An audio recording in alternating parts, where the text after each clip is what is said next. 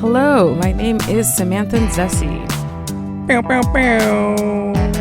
It's your boy Remoy George Phillips the first. And this is Masculinity. Look, Saturday morning, I wake up early. I'm excited about my Saturday. You know why? Why? Because I'm playing basketball. I get down to the that's park. cute. I'm balling on dudes. There's nothing better when a dude's talking shit and be like, take that shot. And you're like, okay. And you just fucking drain that shot in their eye. And I did that like 800 times on Saturday morning. Okay, Steph Curry. Nice. So I hustled. I worked hard. And I came home and I was tired. And I was like, I'm just going to chill out for a bit. I put on the Netflix. I'm like, too many options. I don't know what I want to do. I want something easy. And then Coco shows up. Oh my God, it's so good. I had never seen it before. I really had no idea because I thought there was going to be like some weird cultural appropriation. They're going to explain to me the traditions through some sort of animated story. And I was like, I don't want to watch this. But then I was like, I don't want to go through the effort of Netflixing and chilling and taking forever to land on something. So I just clicked play. Within like 45 minutes, I'm sobbing. Right. I'm like, it's Miguel, so it's your beautiful. papa. It's so beautiful. It's your papa. Yeah. Miguel.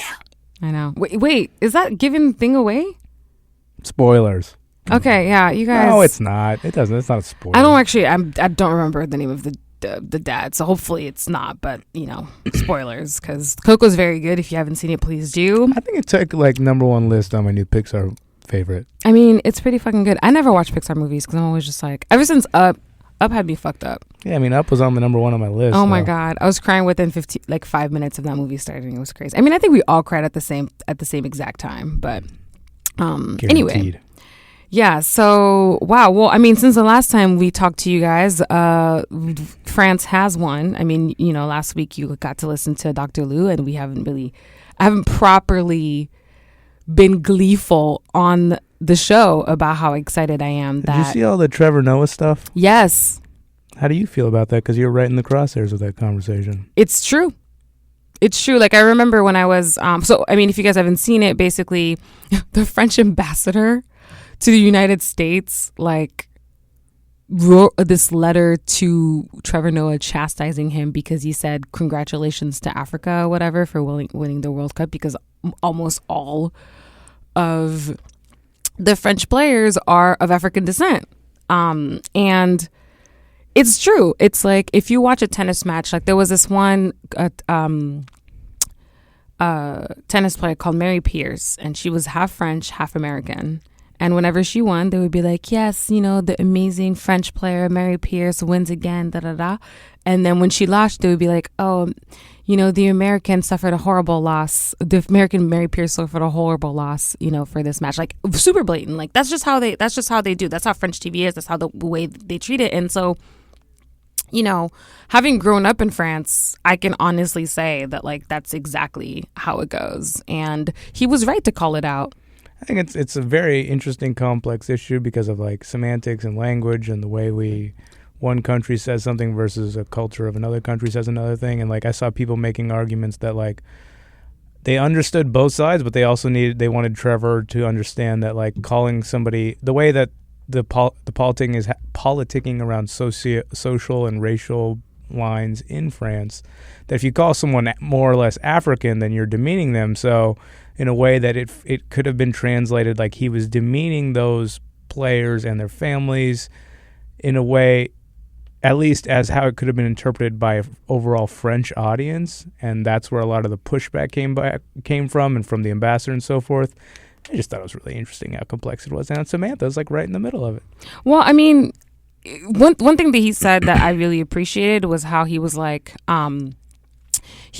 as an African, me saying this is actually like an acknowledgement of like who we are and how far we've come, and like basically this huge accomplishment, and that acknowledging the fact that these people are African doesn't necessarily negate the fact that they're French, which for this French guy it does. For most French people who are racist, it does. It's like, when you become French, that's an ascension. That's not just like a citizenship. It's like you become better because you're French. And that's a post-colonial legacy. So it's like, or not a post-colonial, it's a colonial legacy, which is something that, I mean, I know I've struggled with, which I've talked about a little bit on this show. But, we're not talking about that today.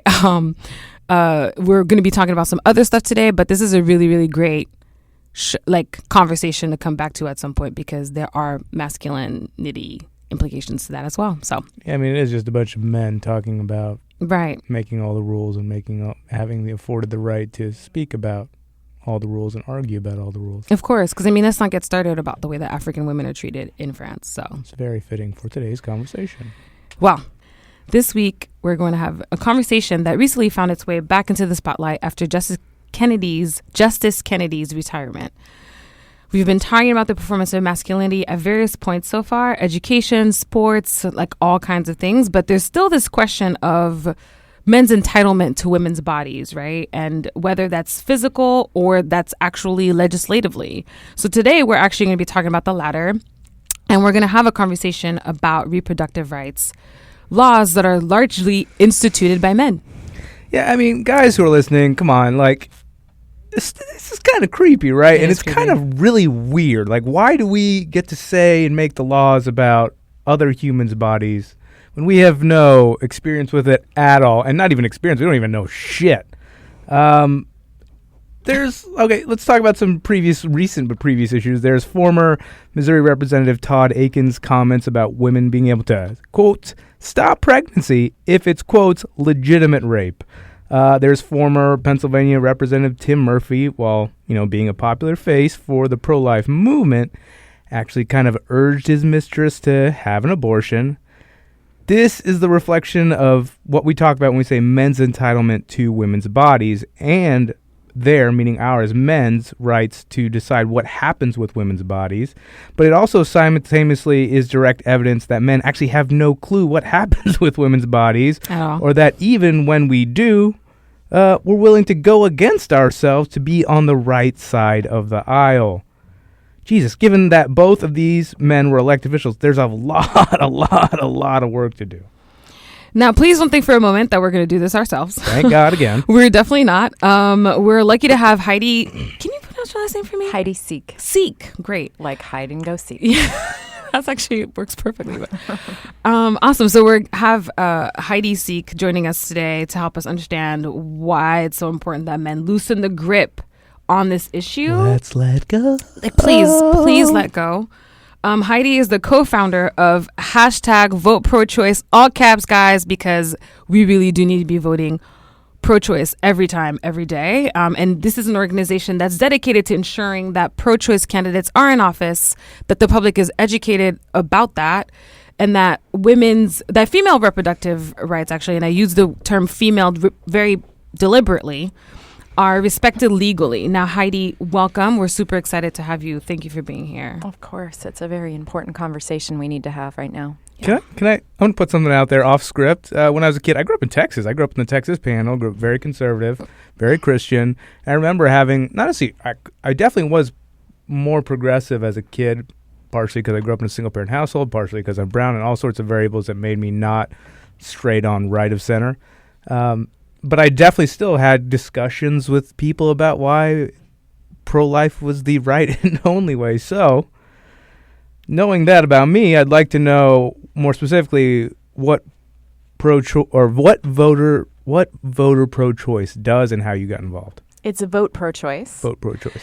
And I grew up in Nebraska, actually, a small town in Nebraska. The Plains. We both grew up in the Plains. Indeed. So I know exactly what you're talking about. I have some good news and I have some difficult news for all of us because vote pro-choice is based on the fundamental truth that over 70% of American voters believe that women, and this is a very specific word that I'm using because this is what the polling data was based on,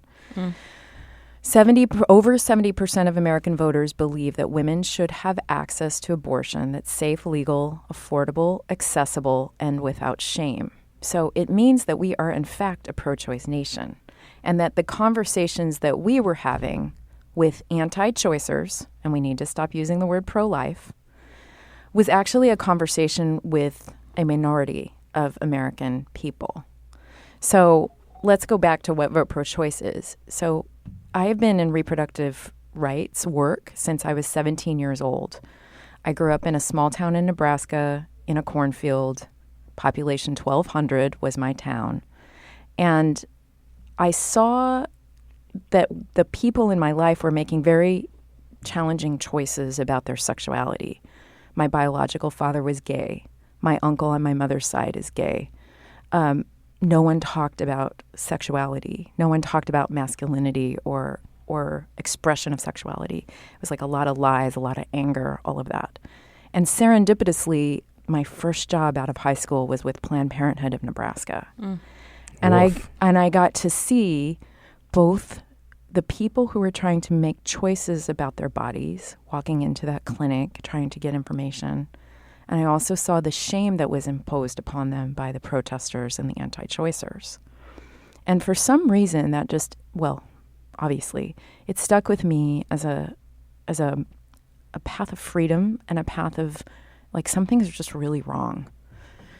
So then I ended up working for the state legislature, and I remember sitting in the unicameral. It was like the chamber of the state legislature, and I was watching this female senator. She introduced the first partial birth abortion ban that eventually hit the Supreme Court, and I was sitting right in front of her, like 5 feet away.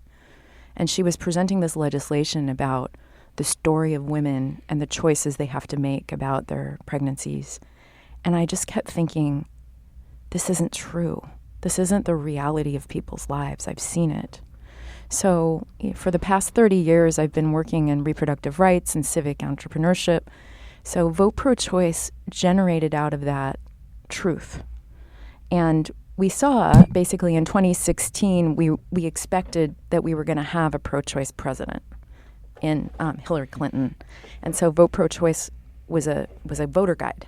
We founded it as a voter guide to try to get more people to vote down ballot with a knowledge of who is going to be supporting their reproductive rights or not.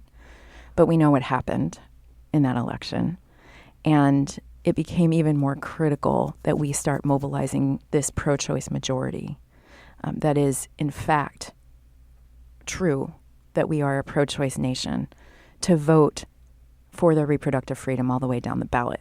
And that's where Vote Pro-Choice is grounded. We do it by supporting pro-choice champion candidates and providing a comprehensive nationwide voter guide that allows people to see everything on their ballot and to have a perspective of who is going to vote pro-choice for them.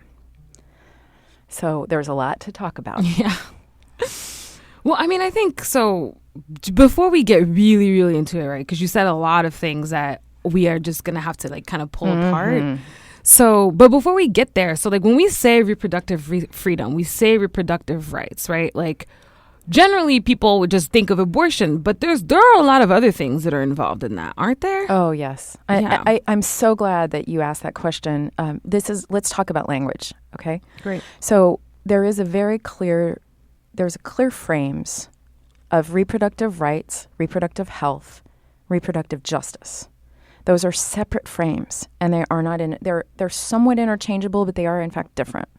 So when we talk about reproductive health, we're talking about what Planned Parenthood does. It's birth control, it's medical services, it's the health of your body, it is the procedure of abortion, which is in fact a medical procedure, one of the safest medical procedures, to be clear.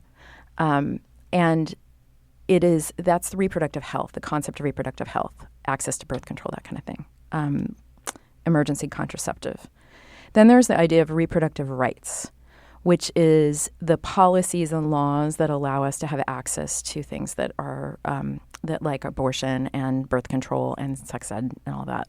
Those are the things. Those are like working in the court system, working in the legislature. Oh, yeah. So sexual education or sexuality education, sex ed, that's part of reproductive rights. Well, but there's the third frame, which is reproductive justice, which is a policy frame that was created or identified or described by women of color, Black women, who said, hey, it's way more about abortion for us. What we're talking about is our ability as people to choose our families and to make sure to choose how we want to have our families and to make sure that we can create the families that we want in communities that can thrive, like we can all be thriving. So reproductive justice includes things like sex ed, and it includes clean water. It includes living wage. It includes even planning and zoning. It includes sexual expression. It includes body, body consciousness. It's a very broad frame, and it's a really wonderful frame that is described and presented by women of color. So it's a very specific concept when we say reproductive justice. Mm-hmm. I like to use the word reproductive freedom because it's the concept of a value that that has really been lost in this conversation about abortion rights or reproductive rights. Because in the end, this entire conversation is about freedom and control. It's the value of freedom and control. That's it. Who is free, who controls. That's right. And we've lost that. Yeah. And instead, we've kind of owned the language that the other side has given us. We no longer, we cannot use the word pro-life anymore. The minority of people who believe that we should not have access to abortion and birth control and sex ed and comprehensive sex ed and just sexual expression for all of us, it's a minority, and they are not pro-life, as we know. Okay, so I know that we're supposed to talk about this. We have a different order of the way that we were going to have this conversation, but I really do think that it's important for us to talk about this now, right? Actually, no.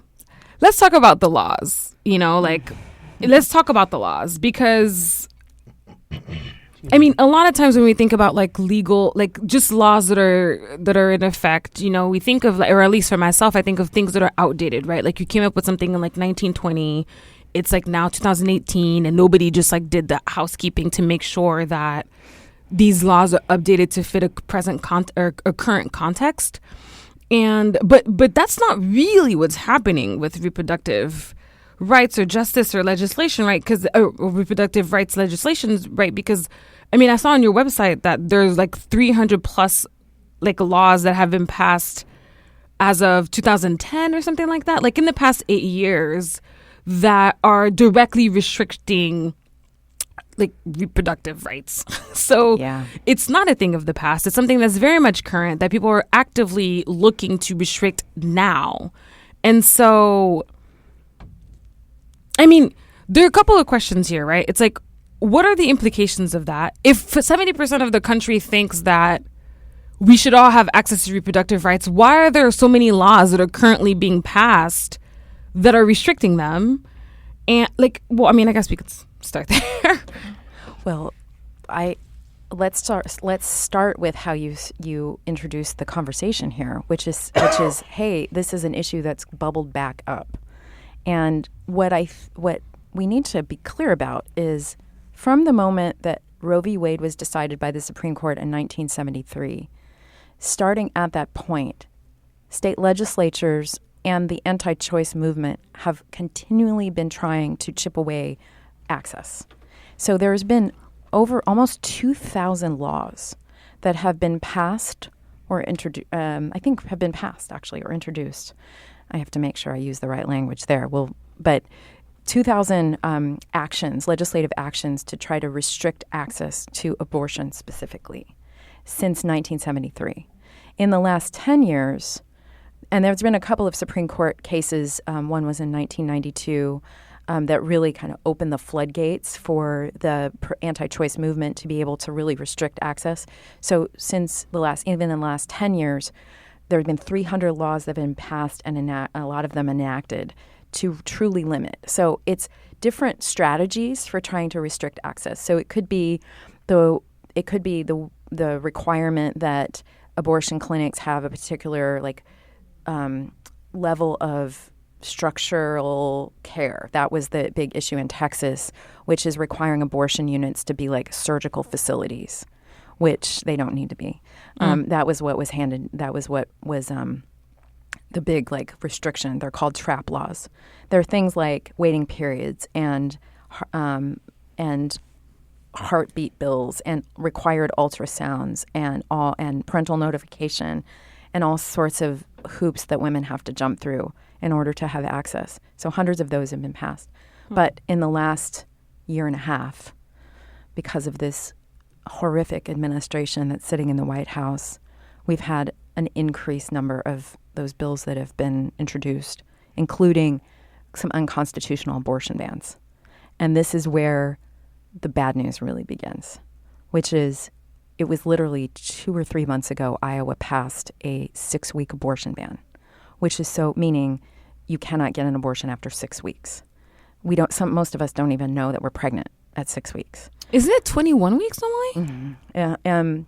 Roe v. Wade is a little bit more. It's a little bit. It's a little bit unclear. It's between like 20 to 24 weeks is usually the. That's like a third or a fourth of. Mm-hmm.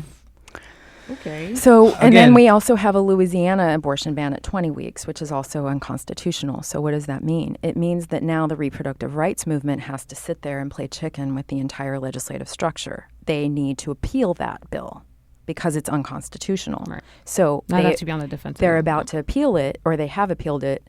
What happens then? It goes into the court system. What court system are we getting? We're getting a court that's now packed with Donald Trump's appointees. And guess what? It's going to hit the Supreme Court, and guess who's going to be sitting there? Kavanaugh. An anti-choice justice and an anti-choice Supreme Court. So it's a brilliant strategy, very, very clear, and this is what's been happening for decades. And they've been brilliant at it, But the hope is, we are a pro-choice nation, and that's what we have to remember. We have the power. And we are on the right side of this issue of freedom. Well, I know, it's depressing. Because it's like we talk all the time about being complicit, right? Like all the time on this show, talk about being complicit. Like, how can we have elected officials that are so against us if 70% of us are obviously for this, right? And like now we're going into the government that's absolutely against. So anyway. But for those who don't know, Congress is composed of only 20% women, so most of these laws are being passed by a majority of men. Obviously, we live in a strictly patriarchal society, and men do feel more entitled to leadership and to women's bodies. But in 2018, really, as a conversation, how can we justify this blatant disregard for women's health legally? How? Yeah. Well, the other side doesn't care about legality. They care about strategy and control. So that's what we're seeing now. I think that's part of the answer is like patriarchy and masculinity being the output of that has entitled men to feel that they are in control, and they are entitled to the authority and control. Yeah. Yes. And I would second that by saying that we, by and large, unless we're actively like looking in our own biases to counteract it, I would say in a patriarchal society, most people think that men should be in positions of leadership. Like, I think that's how we got here, right? Is that women have a certain role, to a certain supportive role to play, and that it, of course, kind of inevitably leads to a lack of freedom, a lack of control over one's own fate. And I think that this is a perfect kind of like example of that. And I guess my question next is like why are men so scared of women's reproductive freedom? Mm-hmm. And also we actually talked about this a little bit before we started the show with Remoy, that even though the men could actually use a lot of support when it comes to their own reproductive health, mm-hmm. they don't, but they also have no restrictions, right? When we talk about reproductive health, obviously it takes two to tango. So when we talk about reproductive health, we talk about reproductive rights. There are things that are impacting men that would be helpful to address, but it's kind of like this whole notion of patriarchy, right? That like, men's suffering, men's lack of support can kind of hide underneath the dominance. And so, but back to kind of like the need to control, right? I see that as an obvious manifestation of men's need to kind of assert their masculinity by controlling women's bodies. And I'm wondering, like, in your field, like, how does that manifest, like, ballot wise? Like, how does that, like, what do you see kind of that you have to directly, I don't know if this is an obvious question. No, it totally does. But it goes back to what you were saying about being complicit. And I'm going to deviate hugely from my field in a minute, but I think it'll be a fun conversation. We are complicit when we buy the other side's perspective that reproductive freedom, reproductive rights, sexuality, abortion is something that we shouldn't really talk about. So we are facing right now, like these senators, these Democratic senators, Joe Donnelly, or what's his name? Donnelly Manchin, Heidi Heitkamp, who believe, or Democratic senators, and they believe that they cannot vote pro-choice because their voters won't like that. And what we need to do is really be say, hey, no, reproductive freedom is not something to put on the side. It's not something to not talk about. And that's what I see all the time is like politicians don't want to talk about sex. They don't want to talk about it. They don't want to talk about abortion. They want to be like, I believe, I'm pro. What is it? What is the talking point? It's I am personally pro-life, but Roe v. Wade's the law of the land. Yeah. That's what they'll say, and they don't want to talk about anything else. And so we have to just let our politicians know that we are a pro-choice nation and that they can talk about it, and if they lead with it, it's okay. Kelda Royce, who's running for governor in Wisconsin right now, released her first ad. She started, Wisconsin, woman running for governor, she started her ad with abortion is not accessible in Wisconsin. And it's a complete ad about her holding her kids and just talking about Wisconsin, and she is going to win. I mean, we don't know if she's going to win. We got to work on it. We got to send her money and all that. But wow, right? She got it. She gets it. Because why do you think all of these people were out marching in the streets after the inauguration? All of the people put on those hats and wandered and marched. We know what's at stake. Mm-hmm. Everywhere, West Virginia, and we see it in Pennsylvania. We see it everywhere. So we actually really need to talk about this as an issue of sexual shame. And I grew up like that. It's like I saw the pain of sexual shame in my own family and the pain it caused people. My dad and my uncle had to leave their hometown because of bullying and all of that. There's no information about sexual expression. So why do men want to control women's bodies? It's always been, since the beginning of humanity, since the beginning of these structures of power, it's about suppression of sexuality. Honestly, there is nothing more otherworldly and powerful than the creation of human life, like human beings. And that is something you can't control, which is once there is a woman can create a human. And I don't know if you've ever been in the room when a baby was born or had a baby yourself, but wow, Yet. And that is some serious power. That is some channeling of forces beyond what is here on earth, Mm-hmm. And that is very scary and discombobulating and extraordinary. And of course, uncontrollable. And so you see leaders, or it's not all men that even want to kind of control this. We saw Stepford Wives. Yeah, elected officials or women too that also can be very unwilling to talk about all of this. And so that's why I really appreciate your conversation, because it has to be about sexuality, expression, and the power of these archetypes that we live in. Yeah, I think it's really interesting what you're commenting on, how you're making these statements, is the sense that, a lot of people get frustrated. Okay, a lot of people didn't vote this election cycle, and that's part of the problem. And a lot of people, the reason they don't vote is because they get frustrated with politics and the legalese that they don't feel a part of or they feel overwhelmed by.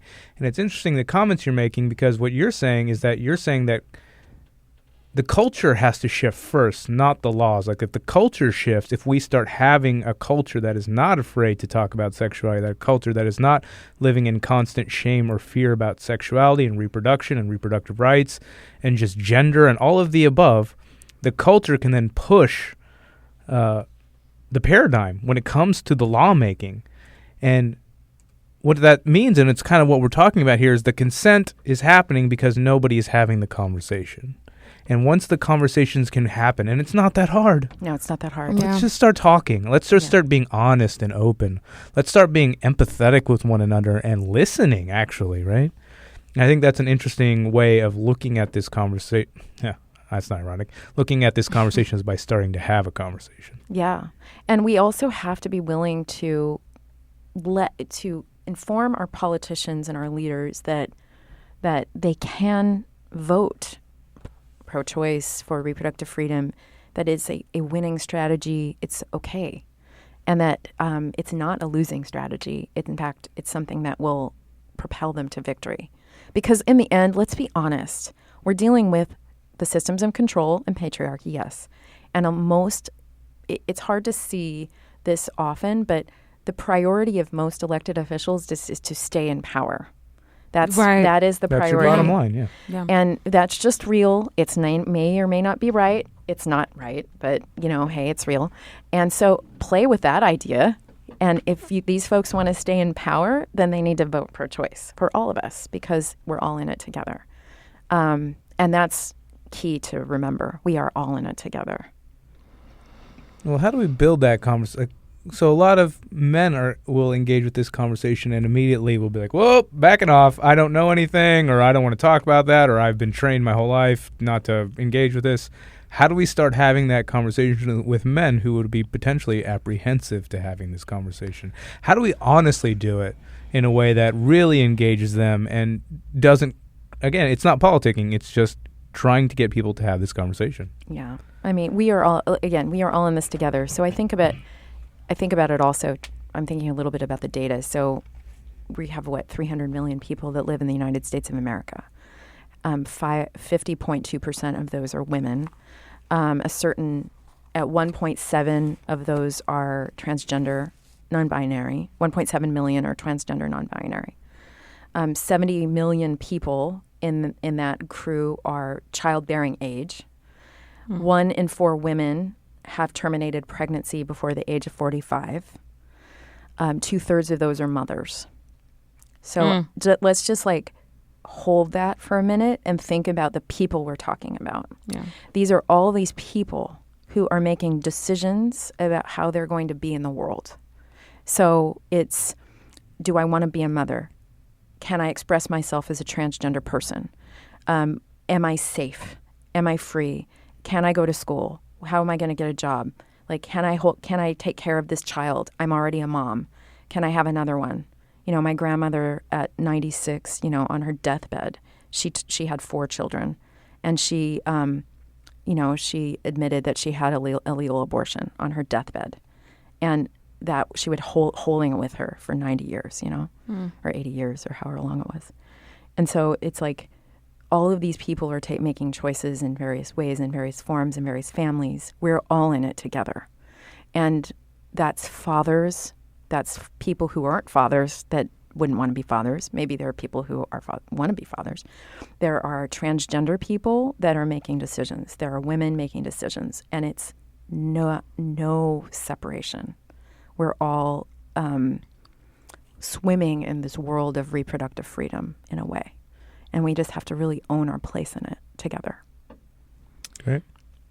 I mean, there's actually, you talk about transgender folks, and one of the things that you mentioned in our conversation that we had is people really underestimate and really don't really think about the impact that this lack of reproductive freedom, rights, and health has on trans men. Oh yes. And I think this is part of this conversation that we have about humanity and looking at each other as human and not pretending this is not something that we all do, right? When we're talking about the shame around sex, around sexuality in general. And I just wondered if you can touch a little on that. Yeah, we have lost empathy in this regard, and particularly in the conversation of reproductive rights and freedom for our transgender people. And think about, I'm very grateful that I've had the opportunity to know and meet and work with so many wonderful people. And there is a coworker of mine who's a trans man and has stories of sexual assault and rape where he had to have an abortion. And it started, I'd never thought, of course I had being in reproductive rights for so long, I'd always thought about accessibility, but, just going deeply into like that person's experience of how all of that reproductive care that's required in rape and abortion is intense, but as a trans man interacting with the system, interacting with the healthcare system and the emergency rooms and the police departments and the all the things that may be required as you just are going through this traumatic situation, and just the amount of the lack of dignity, the lack of understanding that he experienced. And that's an extreme situation for sure, but not necessarily. I mean, we know that there's like a lot of there's violence in the transgender community, that it's just something that we have to deeply understand. But even as a transgender person, interacting with reproductive health services, is it accessible? Is it understanding? A trans man has a lot of things to deal with from a reproductive health perspective. That's right. And can they get access to what they need? And it's just very complex, and we are not doing a great job. Yeah. So how much do you encounter cisgendered men in your work, and how does that work go about? I want more cisgendered men in our work, truly. Certainly. Do you want allies? Do you want advocates? Do you want all the above? Everybody. Everybody. I think like you said it before in your previous question, which is, does it feel accessible to you? Does it feel accessible to cisgender men? Right. Does the conversation feel accessible? Do the movements feel accessible? Did it feel comfortable to come and march with us on the Women's March? Maybe. I hope so. We need them. Our pro-choice majority, 71, 72% of American voters, that's men too. Yep. We need them to own their power too. They have owned their power plenty, but you know what I mean. Yeah. They need to listen. They need to engage. They need to show up for this for sure.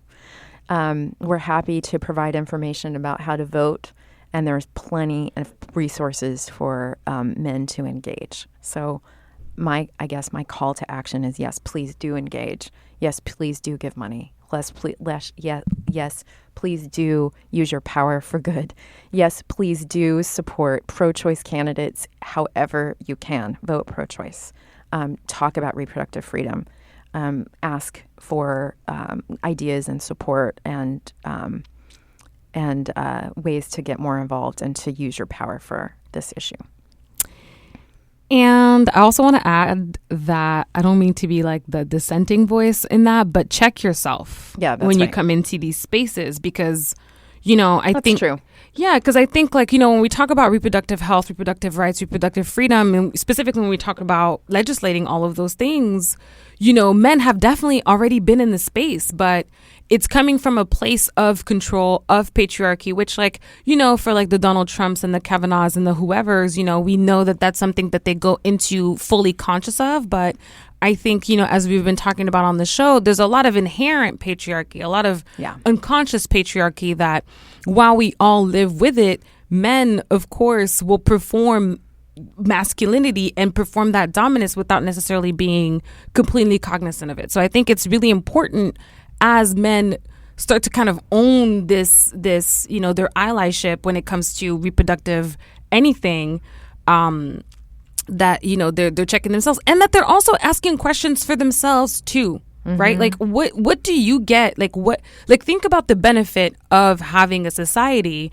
in which women have access to reproductive care, to reproductive services, and are empowered, right, to have those, and for yourself, because like we said before, reproductive care for guys is kind of, it's not necessarily at the forefront of the conversation. So when we talk about reproductive anything, let's think about how it can be kind of a wholehearted solution for society, including yourself, rather than just something that we use to police women's bodies. Totally.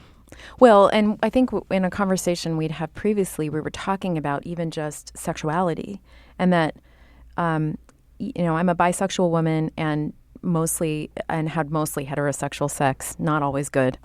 And if you think about,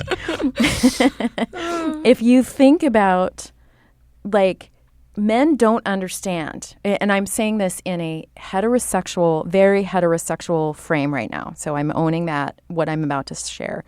Men may not understand that when they're interacting in sex, that there is a story going on in a woman's head about 1,000 things that has to do with health, safety, and physicality and body, particularly the reproductive freedom and rights.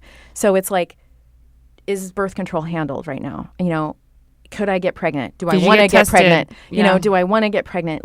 Can I, do I really believe him when he said that he got tested? Should I be looking at, how many condoms should I have on? It's like there's all this stuff going on in our head and it gets in the way. I'll be honest. It's like men don't have a clue often about this story that's happening in our heads about the fear and health and freedom and the consequences of heterosexual sex when a woman is in childbearing range. And there's a huge missing opportunity of conversation, but there's a huge missing opportunity in sexual pleasure. Well, that's a good documentary film right there. Anyway, keep going. Yeah, and so, this is like way, way outside the politics side, right? But in the end, we're human animals a lot of ways, and men are missing out. I think that's what we talked about before. Yeah, we did, yeah. Yeah, they're missing out on what it means to have real reproductive freedom and health and well-being in the world. There's just a lot that folks don't know, and we're happy to share. Yeah, and just to piggyback off that, when we talk about influencing context, and this is the kind of conversation I think that would influence context, that would actually create a deeper connection between people as they're engaging in sexual acts, sexuality with one another, and that would also kind of disappear the shame, right? It's like having these conversations, talking about health, not just my health as a woman, but the health of the partner. What does it mean for you, right? Because we've said, it's the fact that there are no interruptions in terms of men's reproductive anything also yields to a lot of them contracting a lot of things that they're just not, really thinking about. They're not thinking about that during sex, So it's it's the consequences, because for us, if women get pregnant in a certain particular moment, it's a lot of money, it's a lot of time. It has huge impact on our lives. Mm-hmm. It's a huge impact on our ability to participate in our jobs, our careers, all of that. It's just a massive transformation. Yeah. And that's what I think is it's a sad thing, that reproductive freedom actually is economic justice. And we've lost that connection. One of the things the post-November election, we heard all these women that were, voting for Donald Trump. And then there were a lot of women that voted, pro-choice women that voted Obama, and then Trump. So we went into focus groups in some of those states like Ohio and Michigan and all that. And we were literally sat down with these women and said, what the hell? Basically, what were you thinking? And they said, yeah, I'm a pro-choice woman, but I don't really vote on abortion. I vote on the economy. So I thought, so we as a movement have made a mistake in not really emphasizing that your reproductive freedom is freedom for you as an economic, in your economic decisions. How can you plan your budget if you keep having children? You know what I mean? So it's an economic justice issue, and we need to put those things together. Yeah. The other thing they said was we just needed somebody to do something. That we weren't paying attention to the pain of people in those states. So hopefully we can change that. Yeah. Another great highlight for intersectionality, which we've been talking about lately. So, yeah. For sure. Cool. Delightful. I want to have you for a second episode so we could talk about economic justice specifically, right? Because, there's so much there. But for now, where can people find you? It is so important to vote pro-choice in all the elections coming up. So we are at voteprochoice.us. You can sign up for our voter guide, which will help you vote, which you shall do in your primary Please and vote. in November. I mean, that is super important for people who, again, get overwhelmed, especially by smaller elections and aren't equipped with the knowledge and the history of those who are going into legislation of who they'll be voting for. So this voter guide is huge. Yeah, fix that for you. And it's a beautiful technology tool where you can look at everybody on your ballot and you can see where they are at in terms of reproductive freedom. We also have included the anti-choice endorsements and the NRA endorsements, so you can see who's on that side. Brilliant. Yeah. And you can actually build your ballot and take it into your polling place with you. It's beautiful on mobile, and it's a delightful tool. So the Vote Pro-Choice Voter Guide. And also we will be highlighting 300 pro-choice champions on our website, so you can actually just get a little bit more of a sense of what it looks like to be a pro-choice champion and vote pro-choice. Awesome. VoteProChoice.us. Yeah, so we'll definitely be posting that on the site. I mean, this is great. Thank you so much for those who don't know, this is a very scary time for America and for women who live in America and for trans individuals and for men who are allies and advocates. This is a very tumultuous time. Almost 40, 50 years of legislation is going to be overturned. Just done. And so this is very important. And this conversation is important because it engages men and masculinity as to why this is happening and how we've gotten to where we've gotten. And it's also impetus for us all to start having a really honest conversation. So please have an honest conversation. Even if you don't believe in this, if you're pro or anti-choice, if you're anti-choice but you want to understand why, or you just want to have the conversation more, please do. Let's have more conversations and let's listen to one another. Yes. Beautiful. I mean, yeah, that's great. Thank you. Thank you for your work. Thank you for your time. Thank you for being here, Heidi. You guys are going to be posting all of this, as we said. If you have any questions, please shoot us an email at masculinitypodcast@whoistheo.com. That's masculinity with a K. You can also feel free to tweet at us. We got a very nice letter last week. I didn't get permission to say his name, so I won't. But, you know who you are. Thank you very much for starting us out as your favorite podcast. Please just holler at us on Twitter as well, at Masculinity Pod. That's with a K, of course, and on Facebook, Masculinity Podcast. So you guys, thank you so much for listening. We really need to hear how you guys feel. The elections are coming up, and as we said, if we're all going to be complicit in creating a future that we need, we all need to be kind of in consort. That's how you say that. So thank you guys for listening. My name is Samantha and Zessie. It's your boy Remoy George Phillips the first. And this has been Masculinity. Thank you for listening. Miguel, it's your papa. Oh, God. Peace. Ciao.